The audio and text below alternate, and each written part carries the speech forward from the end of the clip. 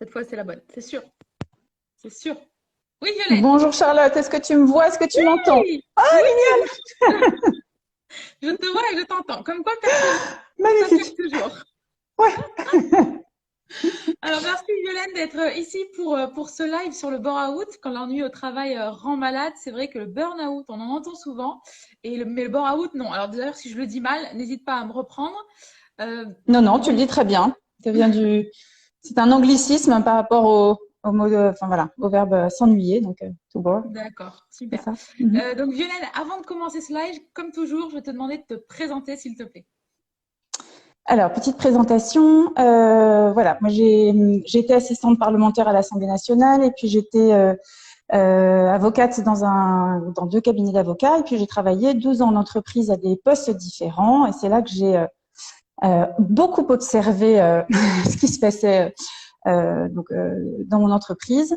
Et puis ensuite, je me suis reconvertie. J'ai beaucoup travaillé sur moi et j'accompagne aujourd'hui des personnes en reconversion professionnelle et je les aide à reprendre confiance en eux lorsqu'ils ont vécu quelque chose de compliqué, quand ils se cherchent, quand et parfois des blessures assez fortes.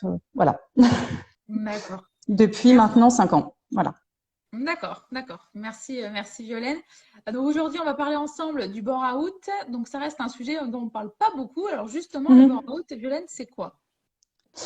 Alors effectivement, on en parle peu. C'est un peu la petite sœur du burn-out. Mais il y a des choses qui ressemblent au burn-out et puis il y a d'autres traits qui font que c'est complètement différent. Donc, la ressemblance, c'est que c'est aussi un épuisement moral, émotionnel, physiologique très important qui résulte d'un stress très profond. Donc ça, c'est la même chose. Sauf que c'est pas lié à une surcharge de travail ou à la perception d'une surcharge de travail, mais c'est lié à une sous-charge de travail ou en tout cas un travail qui n'est pas valorisant, qui n'est pas valorisé, dans lequel on s'ennuie terriblement. D'où le côté burn-out. D'accord, donc ça peut être des tâches répétitives finalement et on finit par Exactement. s'ennuyer. C'est des tâches extrêmement répétitives, pas du tout challengeantes, dans lesquelles on ne perçoit pas la valeur ajoutée, dans lesquelles on ne perçoit pas son utilité non plus, dont on n'a pas du tout de reconnaissance. Donc c'est le bore-out, on le rencontre dans des situations assez spécifiques et pour des personnes assez spécifiques aussi. Donc c'est comme pour les personnes qui sont assez fragiles par rapport au burn-out. Ouais, C'est les mêmes personnes qu'on retrouve donc en burn-out. Hein. D'ailleurs, on peut faire les deux dans une même vie. C'est des personnes qui ont une relation au travail qui est très forte, qui sont des personnes naturellement engagées, motivées, pour lesquelles produire du travail doit avoir du sens. Il y a une envie de challenge, de se nourrir de ce qu'on fait. Et ces personnes, on en trouve pas mal en fait dans la catégorie des cadres, des personnes qui considèrent qu'elles sont embauchées par rapport à leur niveau de compétence, leur expérience et peut-être aussi leur intelligence. En tout cas, peut-être que leur individualité ou leur manière de voir les choses peut faire avancer une problématique dans une entreprise.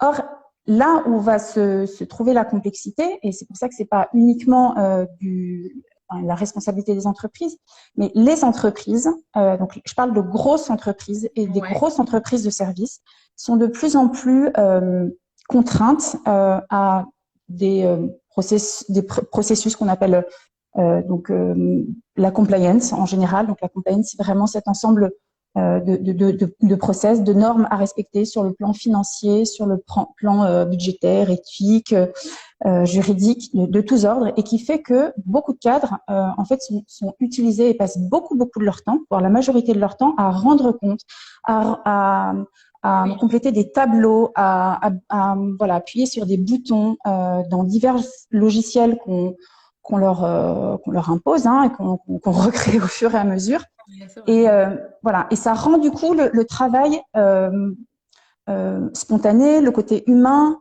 le côté inventif, le côté créatif, très pauvre parfois. Donc, je veux dire, la compliance, elle est là pour de bonnes raisons. Hein. Voilà, l'idée, c'est de quand même de garantir un niveau d'éthique, de traçabilité important dans nos entreprises. Donc, c'est pas là.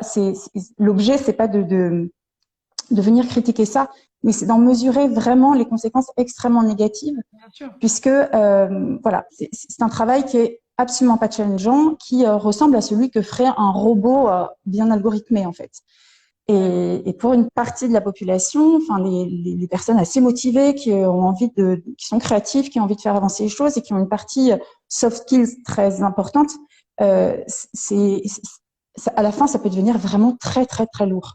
Mais oui. Et Voilà. d'ailleurs, très souvent, bah, les personnes créatives ne veulent pas devenir cadre ou autre parce que c'est là où on s'enferme un peu plus, quoi.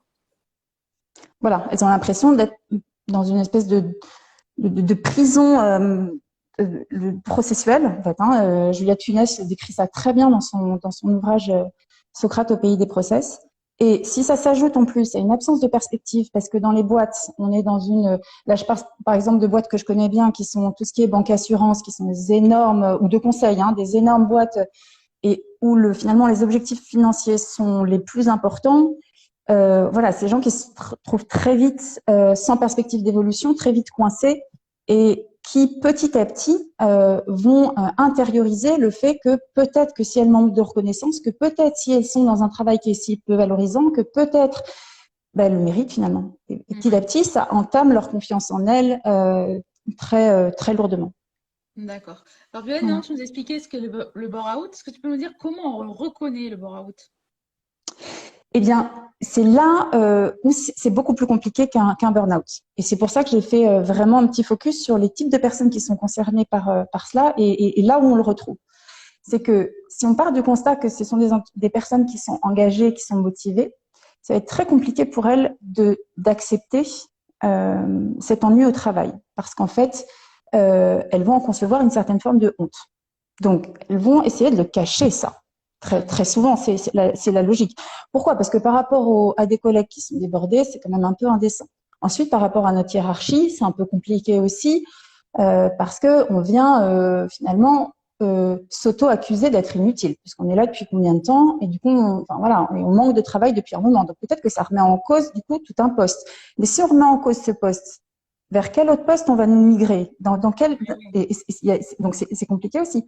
Et puis si on se plaint du fait qu'on s'ennuie, mais on sait qu'on va pas forcément nous dire ah tu manques de challenge, ben, je vais te donner un bon challenge. On va nous donner encore plus de travail réparatif. Donc enfin, la personne qui ressent ça n'a pas forcément intérêt à le faire. En plus, si petit à petit elle a intégré le fait que peut-être elle est pas si utile que ça dans l'entreprise et que finalement ben, elle est dans un placard, mais comme elle n'a pas de plan B, elle ne sait pas trop quoi faire à côté, ça va pas être simple. Donc, dans un premier temps, en fait, la personne va le cacher. Alors, va le cacher, un petit peu comme une personne en burn-out. Hein, mais en fait, dans le burn-out, on le cache beaucoup à soi-même. C'est-à-dire qu'on ne veut pas voir qu'en fait, on n'a pas les forces supplémentaires pour arriver à faire ce qu'on nous demande ou ce qu'on attend de nous. Alors que dans le burn-out, c'est différent.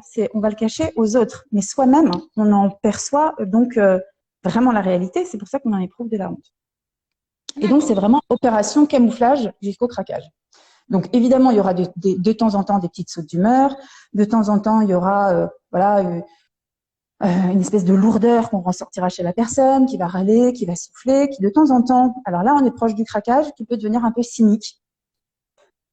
Parce que voilà, il y a un moment, c'est trop douloureux et il y a en plus presque une forme de jalousie qui est difficile à s'avouer en fait, parce que les autres ont du travail, les autres servent l'entreprise et nous-mêmes et donc nous-mêmes, enfin la personne donc qui vit ça se sent exclue. Pourquoi moi j'ai pas le droit de travailler, de trouver ça intéressant et de participer avec vous avec cet effort dans l'effort de l'entreprise quoi, et d'en recevoir du coup de la reconnaissance.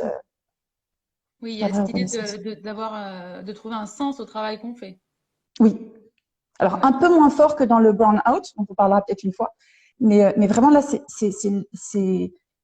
un ennui, le fait que on n'a pas, il y a vraiment un décalage entre ce qu'on imaginait devoir faire dans une fiche de poste qu'on a acceptée et la réalité des choses. C'est-à-dire que vraiment, on n'est pas utilisé on n'est pas bien utilisé dans notre intelligence, dans notre capacité à réfléchir, etc., etc. D'accord. Et Violaine, du coup, que faire en cas d'apparition de symptômes du bore-out? Que faire? Évidemment, ne pas rester seul et en parler. Je ne conseille pas forcément d'en parler à l'entreprise dans un premier temps, que ce soit à sa RH ou au médecin du travail. Parce que ce qui est vraiment, quand on n'est pas bien, il ne faut pas arrêter, évidemment, à se faire arrêter par son médecin de famille, son médecin généraliste. Et puis, ce qui va être important, c'est en parler à quelqu'un, donc un accompagnant, quel qu'il soit. Le mieux, évidemment, qu'il comprenne un petit peu ce dont il s'agit. Pour vraiment restaurer une confiance en soi et une estime de soi. Parce que ça a été très, très fortement attaqué.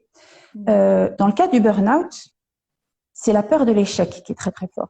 Et là, je dirais que pour moi, c'est encore plus fort. C'est pas, la personne n'a pas ressenti la peur d'échouer puisqu'elle n'a pas commencé à vraiment travailler, à faire quelque chose d'intéressant. En fait, pour elle, c'est vraiment un sentiment d'inutilité sociale. C'est comme une mort sociale. Pour moi, à la limite, voilà, c'est personnel, mais j'ai eu beaucoup de personnes, j'ai accompagné beaucoup de personnes dans ce cas-là, mais j'ai presque plus peur du suicide, dans les cas extrêmes, évidemment, hein, oui, dans ces cas-là, que dans le cas d'un échec, parce que petit à petit, maintenant, heureusement, on est gagné par les pays anglo-saxons qui se considèrent que l'échec peut être une manière de rebondir, que on accepte de plus en plus notre vulnérabilité. Mais dans le sentiment d'inutilité, il y a vraiment, voilà, si tu sers à rien, si t'es vraiment rien, voilà, pourquoi vivre, quoi. C'est vraiment plus fort et beaucoup plus insidieux parce qu'il y a cette histoire de honte. Alors qu'encore une fois, un burn-out, c'est très, très dur. Mais on peut se retrouver dans une situation où, bon, elle s'est super investie dans l'entreprise, elle a donné tout ce qu'elle avait, elle s'est pas écoutée. Oh, elle est vachement corporate. Enfin, au moins, elle y est allée à fond. Là, en fait, on est empêché de faire quelque chose. C'est complètement autre chose. Donc, ça mine de l'intérieur, c'est atroce, quoi. C'est vraiment quelque chose de très compliqué. Donc, moi, vraiment, oui, surtout aller voir quelqu'un pour que cette personne réfléchisse avec vous, fasse un accompagnement sérieux et vous amène à trouver que finalement, c'est peut-être normal de vivre une situation comme ça où on est empêché de travailler. Finalement, c'est peut-être normal de percevoir, de concevoir de la tristesse, de la rage, et puis de voir sa confiance en soi complètement volatilisée, quoi. D'accord. Et finalement, tu as déjà un peu parlé, Violaine, mais quelles sont les conséquences du burn-out sur la personne? Et donc, c'est ça. Vraiment une espèce de mort sociale, le fait qu'on croit plus du tout en nous. Donc, vraiment, le travail va consister à restaurer cette confiance. Et ça prend du temps parce que le burn-out, ça se fait, c'est un sentiment diffus qui dure plusieurs années. Puis le cerveau est très fort pour ça parce qu'il va nous convaincre. Mais non, c'est bon, on y va. Mais t'es quand même bien au chaud. Mais regarde dehors. Bon, voilà. Ce qui se passe, c'est que souvent la personne n'a pas de plan B. Et elle peut pas avoir de plan B puisqu'elle croit pas en elle. Donc elle va se dire, je vais prendre le poste à côté dans une autre entreprise, mais il va se passer la même chose. Les postes seront à peu près identiques et la personne se rend bien compte en regardant les fiches de poste que voilà. Donc elle va rester très longtemps dedans. Quand le travail de restauration sera fait, elle aura très souvent ce questionnement de dire mais comment est-ce que j'ai pu accepter ça? Donc ça c'est dur aussi, c'est-à-dire qu'en fait je me suis laissée maltraiter et je l'ai bien voulu. Donc mais c'est bien, c'est-à-dire que on est au stade 2 et ça se passe mieux, c'est une forme de rébellion et tant mieux. Et à ce moment-là, pourquoi j'ai accepté ça? Parce que j'ai pas de plan B, j'ai besoin de manger. Et donc voilà, je reste parce que j'ai pas d'autre solution. Et puis comme j'ai plus confiance en moi, je sais plus comment me projeter sur le marché du travail. D'accord. Donc troisième possibilité, troisième stade, construire donc une nouvelle vie professionnelle où la personne pourra s'épanouir au travail, comprendre mieux qui elle est, ce dont elle a besoin. Donc d'un travail, si le process lui pèse autant, trouver un travail qui n'est pas là-dedans, qui lui correspond beaucoup mieux. Et ça donne de super résultats. Merci, Pauline.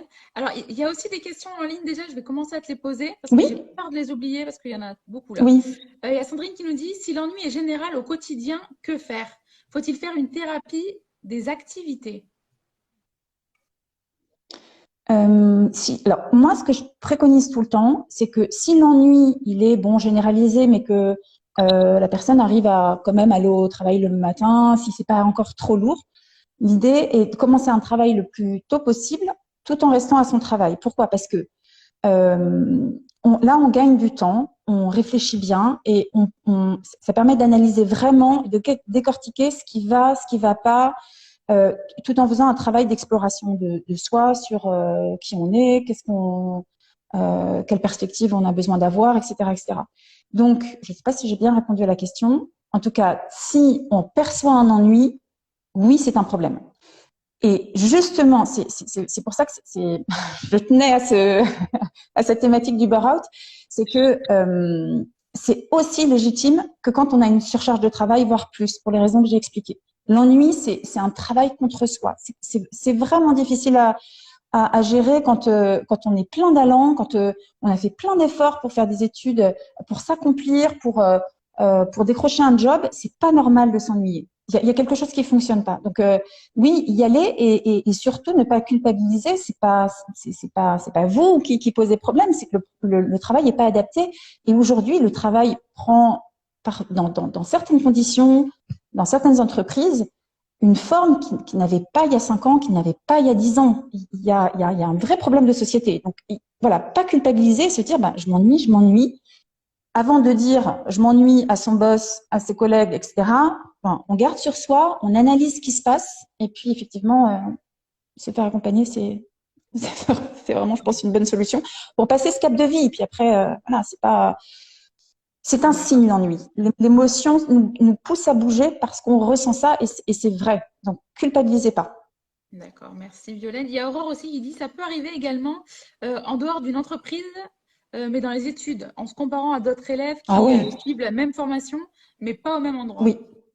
Oui, de même que le burn-out, on en parle sur des périodes scolaires.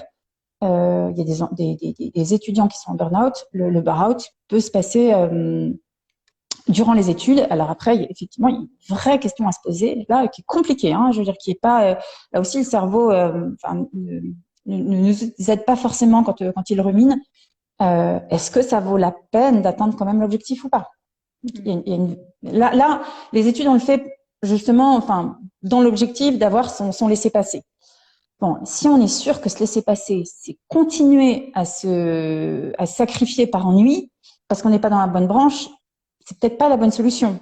Il y en a beaucoup qui n'osent pas se remettre en cause parce qu'ils ont fait tellement d'efforts pour obtenir leur diplôme, et une fois qu'ils travaillent, ils s'ennuient encore, qu'ils disent ah ben non, c'est pas possible, je n'ai pas fait tout ça pour ça. Donc ils souffrent 2 fois. Peut-être pas la peine. Après, c'est vrai que ça remet en cause beaucoup. Donc, là aussi, c'est compliqué. Ça nécessite que, pas forcément, moi je dirais, comme le boulot, quoi. On continue à faire les études, à avancer, et puis on prend ce temps où on s'offre quand même une pause, je sais pas, pendant une période de vacances ou juste après les partiels pour se redonner de l'allant, parce que là aussi, il faut se dire, quel est mon plan B? Dans ces cas-là, si j'arrêterai mieux.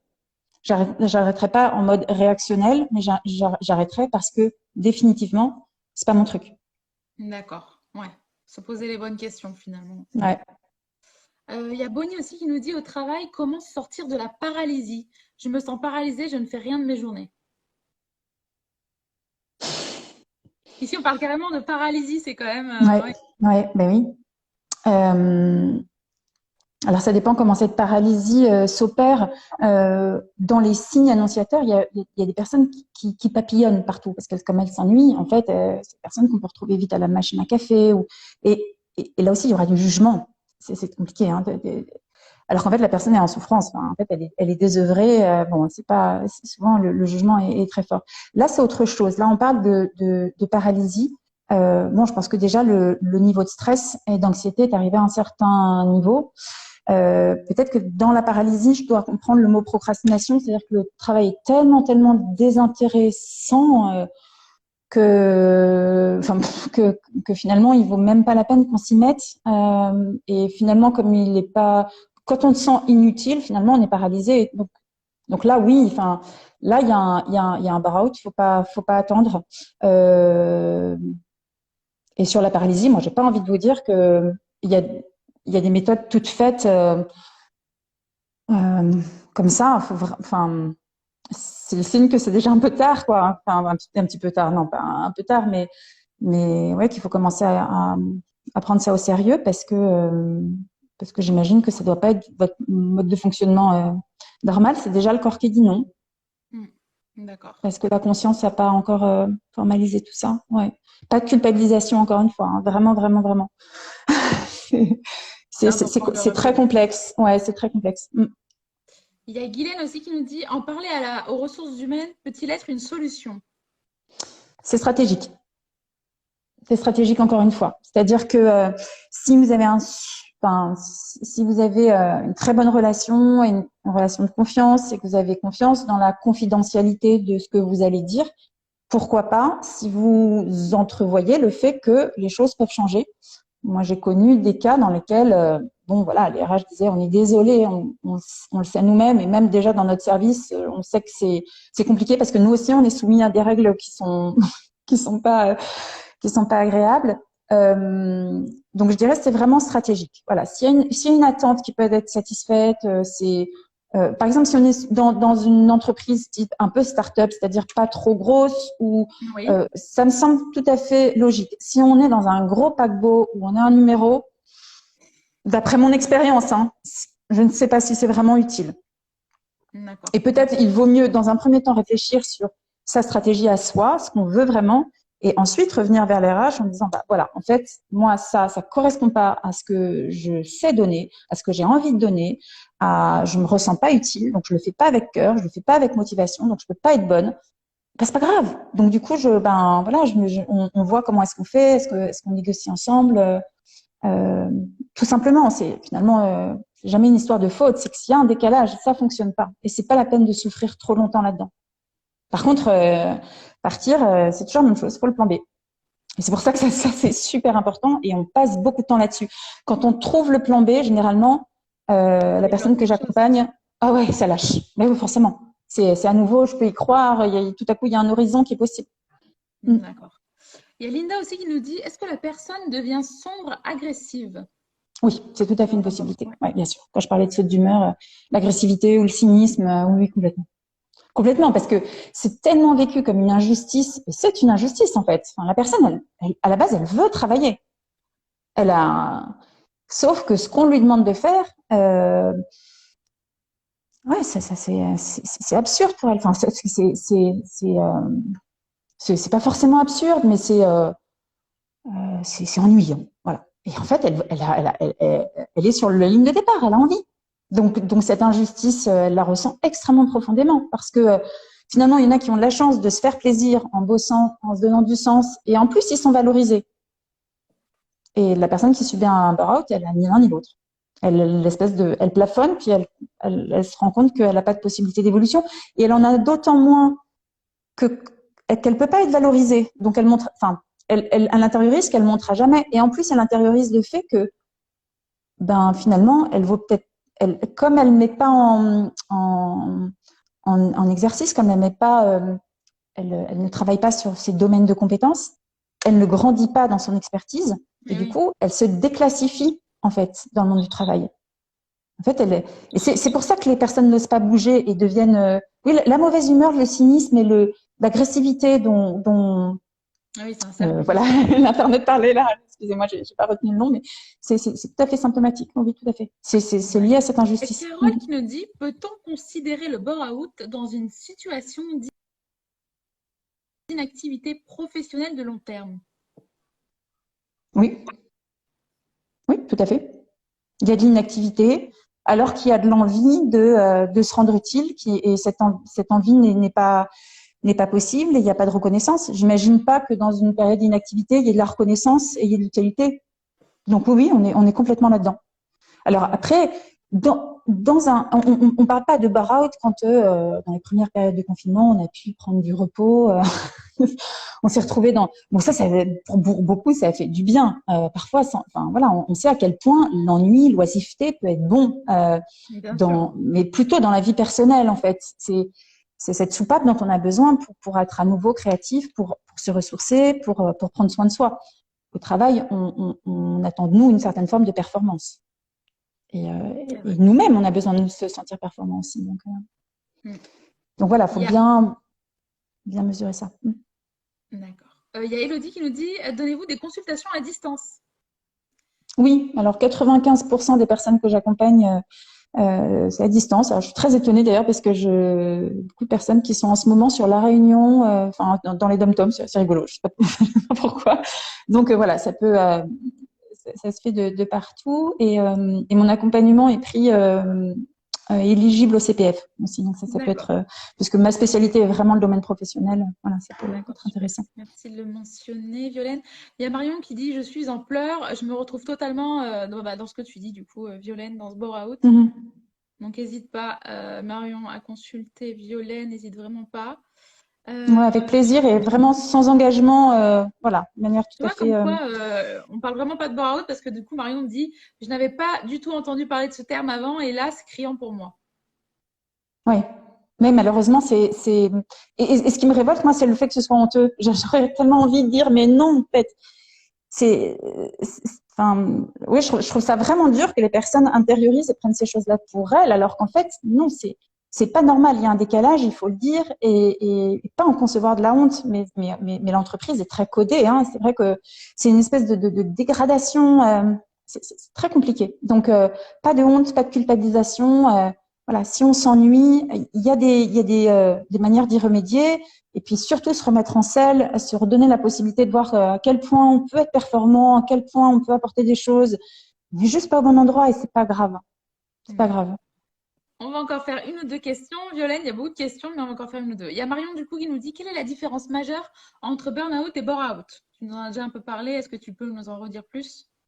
Oui, alors vraiment, peut-être la différence la plus commune et dont on parle le plus, c'est le fait que dans un burn-out, le stress est lié à la perception d'une surcharge de travail, une charge de travail tellement forte que la personne se dit, mais j'y arriverai jamais.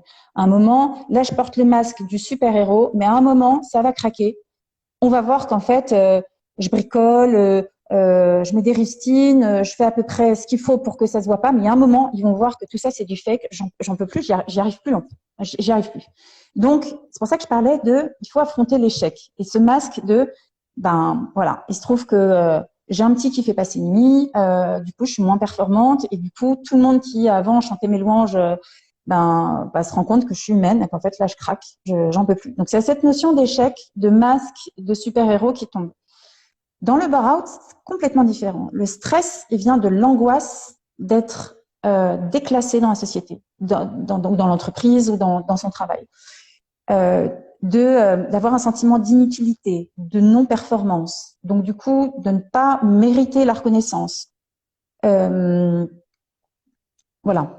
Et du coup, le fait d'être finalement, et c'est encore pire, c'est-à-dire que dans certaines sociétés, il y a une forme de placardisation qui fait que, en fait, on se dit tout le temps, enfin, les personnes que j'accompagne qui sont en burn-out, ils se disent, mais enfin, mais l'entreprise, elle me paye tout ça pour que je fasse ça, mais enfin, c'est pas normal. Du coup, en fait, ça les inquiète encore plus parce qu'elles se disent que qu'elles sont inexistantes, en fait, qu'elles valent rien, enfin, qu'elles sont peut-être handicapées.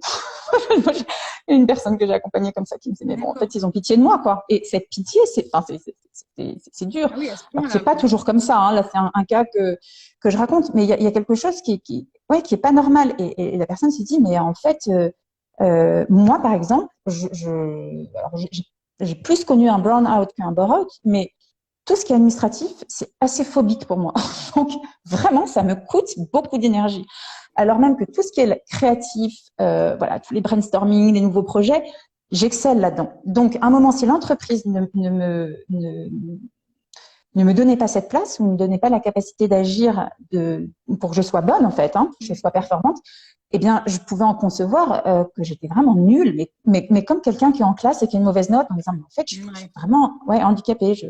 Remplir des tableaux, moi, je sais qu'à un moment, je n'arrive pas à le faire sur la bonne case. C'est pas mon truc. Voilà. Pour autant, voilà, je suis un minimum intelligente et voilà, Oui, on a et tous c'est ça le risque et hyper pervers.